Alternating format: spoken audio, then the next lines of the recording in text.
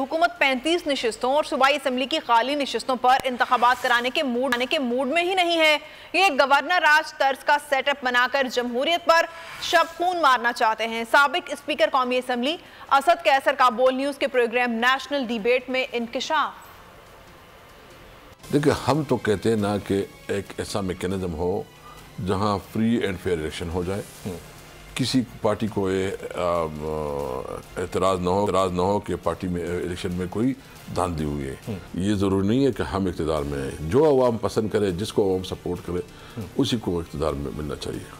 एक तो हम डेफिनेटली अदालत में जाएंगे और स्ट्रीट पॉलिटिक्स भी होगी, अदालत में भी जाएंगे, कानूनी जंग लड़ेंगे।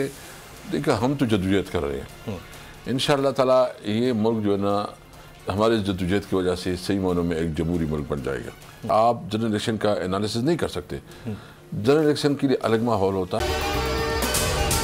अगर आपको ये वीडियो पसंद आई है तो हमारे चैनल को सब्सक्राइब करें और बेल आइकन को प्रेस करें। 2022 बहुत सारे तोहफे भी देखे गया पाकिस्तान की आवाम को। पाकिस्तान की आवाम को एक तोहफा ये दिया कि आवाम को पता चल गया कि पाकिस्तान का मीडिया क्या है। साल 2022 में सबसे ज्यादा देखे जाने वाला चैनल बोल न्यूज रहा नंबर 1। हमने बहुत सारे शोज और ट्रांसमिशंस की। पूरा साल मुसलसल जदोजहद में निकल गया कि ये वोट ऑफ कॉन्फिडेंस के पीछे कौन लोग थे। तोड़े रेटिंग के सभी रिकॉर्ड। सोशल मीडिया पर भी सबसे ज्यादा तेजी से 2.4 बिलियन व्यूज का संगे मील अबूर किया।